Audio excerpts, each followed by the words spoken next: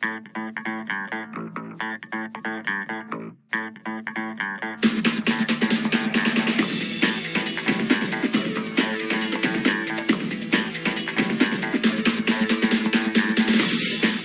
we're going to lesson number 10, and again, it's more focusing on you. Who are you personally? At this point, you start digging in. At this point, you really start, over here I talked about your friends. If you're hanging out with people who are lazy, that means you're lazy. That's what it means. If you have people who don't give you feedback, you know what feedback is? There's two kinds of feedback. There's two kinds of communicators, in your face or in your back. There's only two kinds there are. And most people are in the back. He's not going to make it. He's going to, you know what he said yesterday? And that's when I came back from Vietnam in 1974. I was just disgusted. I said, I fought for these pack of losers here. Watching today, the soap operas and all this. What did I fight for? But I got the best lesson from me. I'm fighting for my own sanity also. What am I smart at? Does that make sense, you guys here? And it's up to you. I don't know what it is, but it's up to you. The big point of it to me is that we go to school to improve our minds. There's the body and the spirit. And a lot of times people are successful in school, but they're not successful physically or spiritually. That makes sense? Yeah? They don't have the guts. The Jewish people call it chutzpah. Because really that's what it takes. They want the easy road. They want somebody to hand it to them and all this, and that's fine. That's why I talk about Donald Trump. The reason he hangs, he said to me point blank, he says, if I didn't sell more books than him, he wouldn't co-author a book with me. He only hangs out with people who play to win versus people who play not to lose. So a big part of your spirit is the spouse, your partner, and all this. Like I say, I'm not trying to be cruel about it, but I'm out there playing to win. I cooperate and I play with the best team possible. The number one member of my team on the spiritual side, but also the mental side and the financial side is my wife, Kim. Let me bring my wife, Kim, here.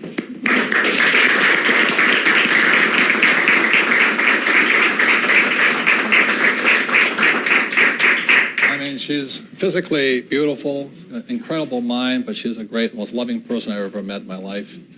And she plays to win. And I know she didn't marry me for money. We've been married 20 years now. I know she didn't marry me for money because we didn't have any money, right? We had no money. We celebrated when we hit zero. That's when we popped the champagne. We were so under zero. Yeah, because I was so deeply in debt from that last business, and then we just paid our way out of it. And we never stopped investing, never stopped doing what we needed to do. And that's that tape, how we got out of debt. Because Donald's been in debt, I've been in debt. And, it's your spirit, actually, that pulls you out of it. More than your mind, more than anything else. Your spirit. How strong is your spirit? And that's what I'm talking about. And when I meet people who are not at their peak, not at their prime, something has shut down on them. They decided it's okay to lose. Like she never gives up on how good she looks. I never give up on how my appearance is physically. But some people get on there just blowed out. I see them every day on my circle. They need a whip. But they don't want that. But it's easier just to walk around the circle. Yeah. It's more comfortable. It's easier to be fat, dumb, and ugly. You don't have to do anything for that, and unhappy. Because gravity will do that for you. You just sit around, you'll get fat, you'll get ugly, and you become unhappy. Does that make sense, you guys here? Yes. So the most powerful thing is the spirit here. And this is what I'm really proud of my sweetheart here. This is her book, Rich Woman. And she really is a rich woman. She owns her own corporation. So that if we ever got divorced, we don't need a prenup because it's already split. Not that we'd ever split, but it's already the way we do business. She is fiercely independent. And that's what I want. I didn't want some woman who's going to, you got to take care of me so I can go shopping with my girlfriends,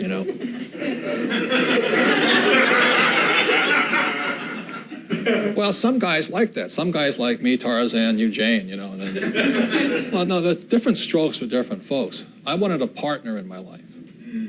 And we have different partners.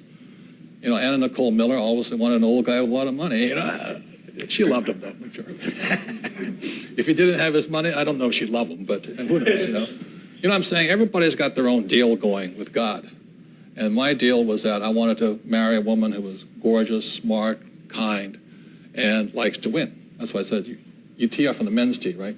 I do tee off from the men's tee, because I figure if I ever get into a tournament where I have to tee off from the women's tees, that's going to seem so easy.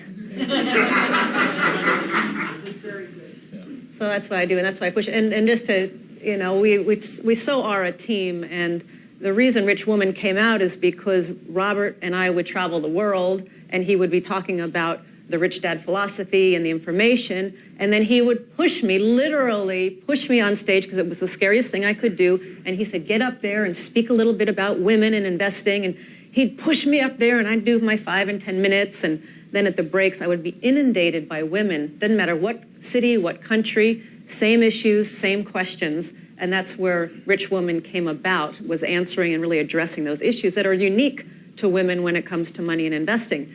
But as a team, once the book came out, then I'm now doing more talks and more interviews, and he's pushing me, and I'll go do a talk, and he'll go, okay, try this, try that. And, I hate feedback. I don't like to be told, this is where you screwed up. Here's where you did it wrong. I hate to hear it, but if I don't hear it, I don't get better. So he's become really a great coach, and the team, now he's given back to me as I get to be the student. He gets to teach me about interviews and what to do on stage, and it's really, again, strengthened the relationship because we do work so well together. Yeah. I'm like our coach on the public, presentation side. She's the only person in the company that allows me to do that. Everybody else wants to be the expert. Well, I don't think I could get a better coach when it comes to that. Thank you. So that's how we're a partnership or a team. It's a very spiritual bond. And why don't you give a couple of stats on women? Well, one of the surprising statistics when it comes to women and why it's so important that women start to take control is that 47% of women over the age of 50 are single, meaning most of these women have to take care of themselves financially. And the divorce rate in most countries, many countries, especially in the U.S., is 1 out of 2 marriages ends in divorce. And who usually ends up with the children? The woman. The first year after divorce, a woman's standard of living drops an average of 74%. So he may be working, she might be the stay-at-home mom, all of a sudden they're divorced, she has to take care of herself and her kids, and she struggles financially to do that. Of female baby boomers, these are women in their 40s to 60, 58% have less than $10,000 set aside for retirement. So those are some of the statistics of the elderly living in poverty. 3 out of 4 are women, yet 80% of those women were not poor when their husbands were alive. So many of us women, I think, haven't been prepared. We've actually been taught to depend on somebody else for our financial well-being. And the statistics now are saying that's not working anymore. Which is why when we got married, she has her own company, her own corporations, her own assets, her own cash flow, her own bank account. It's because I want her to be an independent woman, not need me, then we can cooperate better. It's really tough to cooperate when somebody's like, that's not what I wanted. So it's your deal, whatever deal you want to make. And unfortunately, in the African American community, it's even greater number of women are single than are married, right? So that's why it becomes more imperative today that we have financial education available, which is why we made these cash flow clubs are so important, because it's people teaching people, people helping people, people demanding the other person get better, be a coach to the other person. Does that make sense, you guys here? Yes. If somebody in your club wants to play a wimp, let them go someplace else and play wimp. Don't let them play wimp on your time, on your dime. Because there's one thing about Rich Woman is not for wimpy women. If you want to really tick me off, become a wimpy woman. Not the deal. Okay. So a big hand for my sweetheart here. Thank you. Thank you.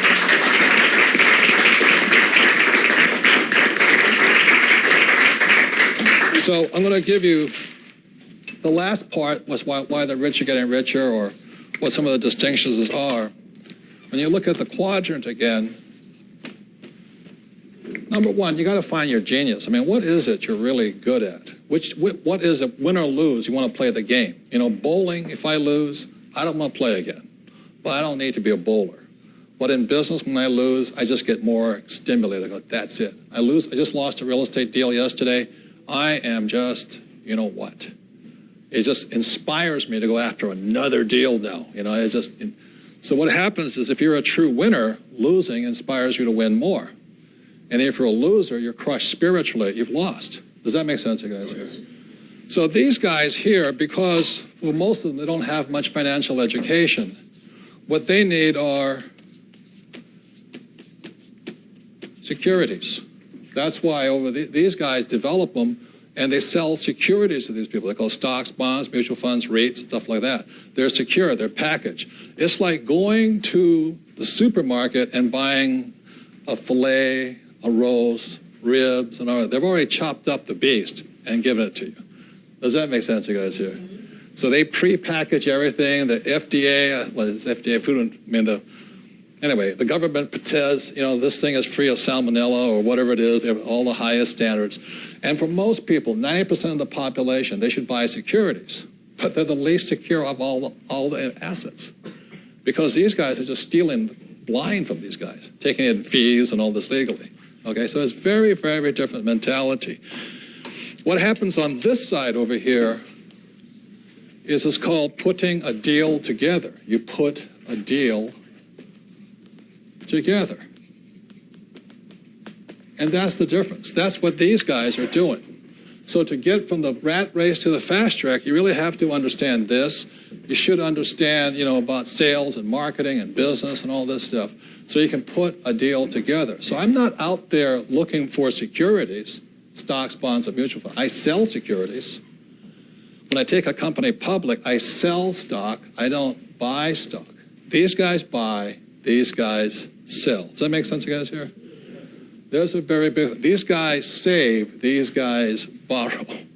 And they borrow from these guys because these guys want security. The bank will pay them 5%, 10% what they pay them. And these guys will take this money and ramp it up to 100%. That's the difference. They're very different people. This side, security. This side, put the deal together. And I know it's politically incorrect, but I like hunting. Oh, it's so bad you hunt. But let me tell you what. Just as a person goes out hunting for a bargain, right? I'm going to go to the shopping center and look for a bargain. That's called hunting. And it's the same thing I do every day. I'm hunting for a bargain. I'm not looking out for security. I'm looking for an opportunity out here. That's why they're called big deal, small deal opportunity cards. I'm looking for an opportunity. It's a hunter's mentality. I'm looking at real estate not because it's nicely packaged. I'm looking at a piece of real estate that's all busted up so I can do something with it. I'm looking for one that's either busted up because the management is bad or the financing is bad. When I look at a business to take over, I'm looking at it for how can I put this deal together? And that's why I recommend this book here for those who are ready to move on to the B and the I side. It's called Before You Quit Your Job. And it's about what you should know before you become a professional on this side. So you should get your education, your coaching, and all this stuff down, but there's still other pieces to put together. And what the Before You Quit Your Job is about is this. It's about what Before You Quit Your Job is about the BI triangle on the B and the I side. And this is what B's and I's do. They first have a mission. So the mission of Rich Dad is to elevate the financial well-being of humanity, to make this education available for free or as low a cost as possible to those who want to learn it. That was my mission. Then I have my team, and then it requires leadership. Once I have that, then I focus on the product, the legal, the systems. Like a car is a system of systems. Brake system, hydraulic system, gas system, stuff like that. A body is a system of systems. Heart system, blood system, brain system, nerve systems, and all that. So everything runs on systems. The problem with being an S is you are the entire thing. With it being an I, I'm putting the systems together, have somebody build it. Communications is sales and marketing. There's three people you got to communicate to. That's why sales, learning how sales dogs is such an important book. You're selling either to your investors to raise capital, you're selling to the customers in the marketplace, or you're selling your employees why they should work for less money. Those are the three things you're doing. And then there's cash flow, and this is cash flow over here. So the purpose of the cash flow game was to teach people this basic here because all of it is reflected here. How well this company is running is reflected here. If sales are down, it'll reflect right here. If expenses are high, it'll reflect right here. If your legal department, legal fees are too high, it'll reflect right away. So that's why cash flow is the basis. Does that make sense, you guys here? Yes. So on the B and the I side, I'm putting a deal together. I'm putting this together. It doesn't make a difference if it's business or real estate. A true entrepreneur is putting things together. I don't have to be the smartest guy. I have to be a pretty good leader, though. That's what the Marine Corps taught me. That's what the military school taught me. That's what network marketing teaches people, how to be leaders and not such a wimpy little person running around the place. That's why I support network marketing. I teach leadership. Can you put a good team together, and can you put a mission together? That's what the B's and I's are doing. When you get to be that, then you can move in real life onto this side over here. Does that make sense? So since I was a kid, all I've been learning to do is I worked this, I worked that, I worked that, I worked that, worked that, worked that, worked that, worked that. And that was really my educational path. That's why the other one is called school smarts. This is street smarts. I've got to be wise on the street. I got to know who's good, who's bad on my team. Do I make sense, guys, here? Yes. And that took me years. It didn't take Trump that long, Donald that long. It took me a while to learn it or figure it out. And I'm still learning it. I'm still in the process of learning it. So that's why before you quit your job, it's an important book to read. It's about how these pieces come together. A final statement is this. The difference between entrepreneurs and guys with MBAs is this. When you go to get your MBA, MBAs focus inside here. You know, they're really good at computer systems, or they're good at sales and marketing or stuff like this. They're inside here. So they're not well-rounded people. When I meet an MBA, it doesn't mean much to me. MBAs don't know how to build the entire system. They can run it. It's like what an entrepreneur does is build the race car, then you hire an MBA to drive it. Does that make sense? I don't want to drive it. I want to go on and build something else. That's what an entrepreneur does. It's a different mindset. That's why I can build so many different companies, because it's just a matter of building, turning it over to some smart guy to run it for me, or woman. Do I make sense? Yes. Real estate's the same deal. Real estate, you got to have a product. You got to know who your customers are. You got to check all the systems, the roofing system, plumbing system, heating system, electrical systems. You have to have legal documents. Is a deed impact? What does your loan say? How's the cash flow? How are you going to sell and market the place? So that's the difference between E's and S's and B's and I's. I put deals together and move on. That's the difference. Am I clear, you guys, here? Yes. The big difference here again is this. These are MBAs. This is military school. The only thing the military, for those who've ever been in the military, they focus on the mission. Sir, the mission of the United States Merchant Marine Academy, sir, is. That was the first thing I had to learn.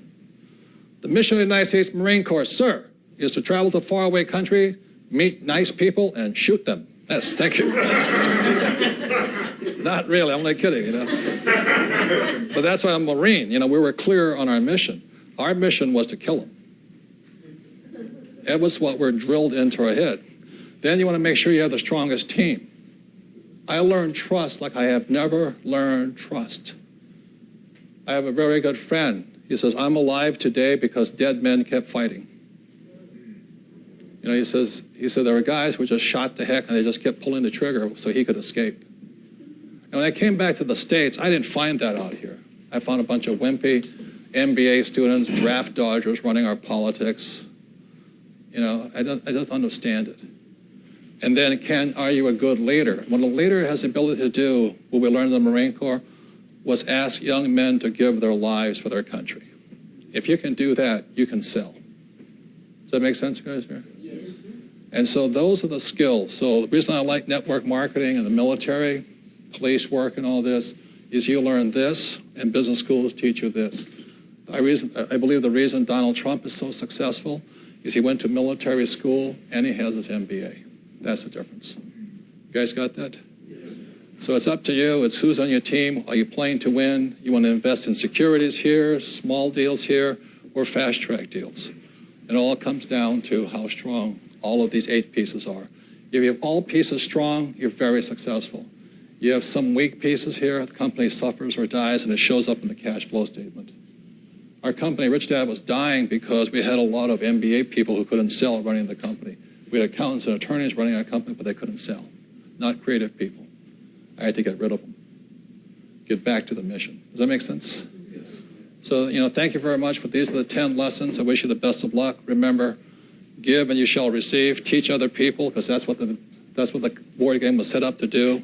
The more you teach, the more you learn. The more you learn, the more you gain financially. And that's why this whole thing was set up. Again, cash flow, the 10 lessons, whether you're rich or poor, welcome. If you're rich enough, take the extra courses, take coaching and things like this. And if you have the time, help other people to learn. Start your own cash flow club. Okay? So thank you very much, you guys.